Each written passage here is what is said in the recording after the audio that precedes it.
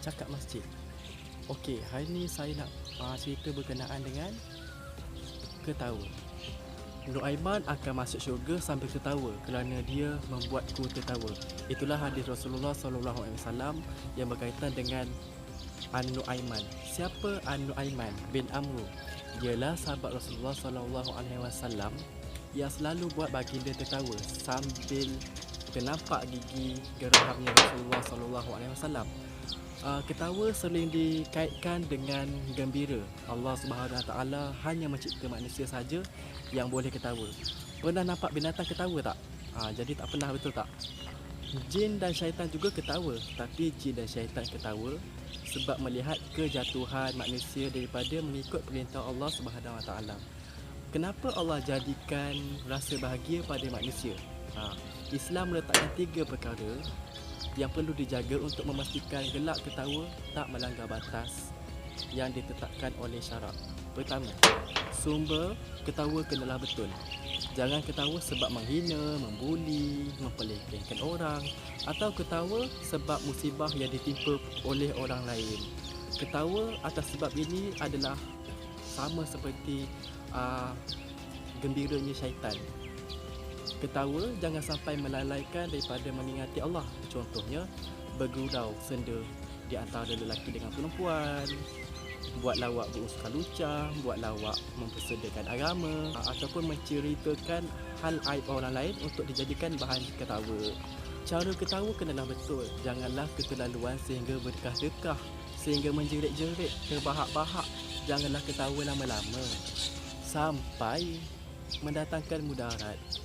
Untuk mengatasi hal ini, tutuplah mulut dengan tangan setiap kali mahu ketawa. Hasil ketawa kena betul. Jangan sampai orang lain terasa dengan apa yang kita ketawakan. Jangan sampai terjadinya pergaduhan disebabkan kita tertawa. Berbalik kepada kisah Nuaiman. Ada 4 cerita lucu di antara Rasulullah SAW dengan Nuaiman. Sikap Nuaiman yang sembrono, Rasulullah SAW cuba melayan dengan penuh hemah. Pertama, pada satu ketika Nuaiman menderita sakit mata. Mendengar hal itu, Nabi Muhammad pun pergilah melawat Nuaiman. Tapi apa yang terjadi? Sesampainya Nabi Muhammad di kediaman Nuaiman, Nuaiman asyik makan aja. Dia makan apa? Dia makan kurma. Jadi Rasulullah pun tegurlah dia. Apa boleh kamu makan kurma?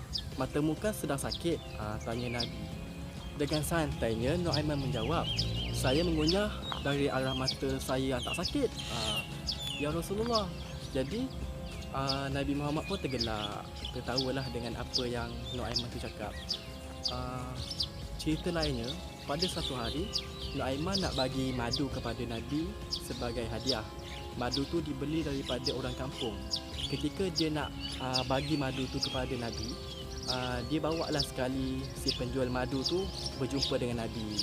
Nuaiman siap berpesan ya sebelum jumpa Nabi kepada penjual madu itu. Tanpa pengetahuan Nabi, dia berpesan, nanti duit madu ni kau minta lah dekat Muhammad. Macam itulah Nuaiman cakap. Dan ketika Nabi dah terima madu tu dengan gembira, sedang Rasulullah membahagikan madu tu kepada sahabat-sahabat yang lain yang datang ke rumah, penjual tu berteriak, bayarlah harga maduku itu, macam tu kan. Kemudian Rasulullah SAW macam, ini kan hadiah kan. Lepas tu dia terfikir, oh ini mesti kerja Nuaiman. Kemudian Nabi pun memanggilnya dan bertanya, mengapa kamu lakukan hal ini? Nuaiman menjawab, aku ingin mendapatkan kebaikanmu wahai Nabi. Saya tidak mempunyai apa-apa. Rasulullah pun tersenyum dan orang sekeliling masa dekat rumah Rasulullah pun tersenyum, tertawa-tawa bersama-sama. Dan akhirnya baginda pun memberi wang kepada penjual madu itu. Okey, kisah yang ketiga. Ada seorang lelaki ni datang dari kampung dan ingin menghadap Nabi. Lepas tu dia masuk ke masjid. Dia meninggalkan unta haiwan tunggangannya di halaman masjid. Ada sebahagian sahabat yang berkata kepada Nuaiman, kau sembelihlah unta itu, boleh kita makan daging ini sama-sama. Kami teringin sangat nak makan daging unta. Nanti biarlah Nabi yang ganti, macam tu kan. sahabat hanya bergurau, tapi si Nuaiman ni pergi sembelih haiwan tu betul-betul. Ketika orang kampung itu keluar daripada masjid, dia terkejut dan menjerit sebab haiwan tunggangannya mati. Nabi pun keluar rumah dan bertanya, siapa yang melakukan hal ini? Sahabat pun menjawab, Nuaiman wahai Rasul. Kemudian para sahabat mencari Nuaiman dan menjumpainya sedang sembunyi di sebalik pelepah rumah di dalam parit tak jauh daripada rumah Duba'ah bin Al-Zubair bin Abdul Al-Talib. Nabi dapat menemuinya kerana ada seorang yang memberitahu tentang persembunyiannya, Nuaiman.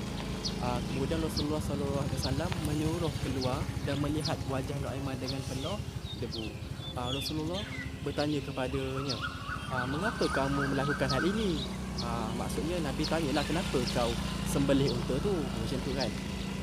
Si Nuaiman pun menjawab, tapi dia tak jawab berkenaan unta. Nuaiman menjawab, pada orang yang menunjukkan tempat aku bersembunyi dan aku menyembunyilah dekat sini. Wahai Rasulullah, maksudnya si Nuaiman ni dia tukar topik. Dia tak cakap berkenaan unta yang dia sembelih, tapi dia ubah kepada cerita yang dia ni kenapa dia menyuruh. Padahal Nabi tanya, kenapa engkau sembelih unta tu, macam tu kan. Maksud Nabi nak tanya. Jadi setelah mendengar jawapan itu, Rasulullah membuang debu yang ada di wajah Nuaiman dengan senyuman. Kemudian baginda menggantikan harga unta yang telah disembelih itu. Okey, cerita yang terakhir, pada satu ketika Abu Bakar dan beberapa sahabat pergi berdagang ke Busra. Orang-orang dalam perjalanan tersebut telah diberikan tugas masing-masing lah. Suhaibid bin Harmalah, dia bertanggungjawab untuk berdagang makanan dan peruntukan. Itulah tanggungjawab dia. Nuaiman adalah salah satu ahli yang ikut kumpulan. So dia ni ikut Suhaibid lah. Dalam perjalanan tersebut, si Nuaiman berasa lapar dan meminta Suhaibid makanan, tapi Suhaibid ni tak nak bagi. Dan Nuaiman pun cuba mengugut, kau tahu tak apa yang aku boleh buat kalau kau tak nak bagi aku? Lepas tu Nuaiman pun terus mengancam, tapi Suhaibid tetap tak nak bagi makan. So Nuaiman pun pergilah kepada sekumpulan orang Arab dekat pasar, dekat Busra tu, dan bertanya kepada mereka, ada sesiapa tak yang nak hamba? Ada siapa tak yang nak beli hamba yang kuat dan gagah? Saya ada jual hamba, macam tu kan. Si Nuaiman cakap. Mereka pun bersetujulah untuk membeli hamba itu. Dan Nuaiman berkata, hamba yang kamu nak beli ni, dia ni banyak cakap dan sangat petah. Dia akan menafikan yang dia tu hamba. Dia akan cakap, saya ni orang merdeka, saya bukan hamba. Tapi kamu semua janganlah percaya, dia itu hamba, macam tu kan. Orang-orang yang dekat pasar tu pun setuju untuk beli dan membayar untuk harga hamba tu. Harga hamba tu ialah 10 kalais, iaitu 10 keping emas. Dan Nuaiman pun menerima wang tersebut. Jadi pembeli mengiringi si Nuaiman untuk mengambil si hamba tersebut. Nuaiman terus menunjuk ke arah Suhaibid dan berkata, inilah hamba yang aku nak jual. Padahal si Suhaibid tu bukan hamba. Lelaki tersebut memegang Suhaibid dan terus dia berseru sekuat hati untuk dibebaskan. Saya ini orang bebas. Saya Suhaibid bin Harmalah, macam tu kan.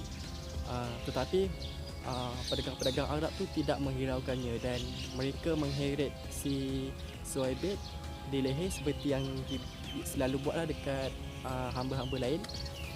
Selama kejadian itu, Nuaiman tidak ketawa ataupun mengelipkan mata. Beliau pun kekal tenang dan hanya menengok je apa yang terjadi. Jadi ada rakan dagangan yang sekumpulan dengan Suhaibid menyedari apa yang berlaku. Jadi mereka pun bergegaslah berlari mencari Abu Bakar. Abu Bakar pun berlari sepantas yang boleh. Beliau menjelaskan kepada pembeli apa yang berlaku. Abu Bakar pun memintalah supaya mereka bebaskan Suhaibid dan Abu Bakar bayar wang ganti rugi.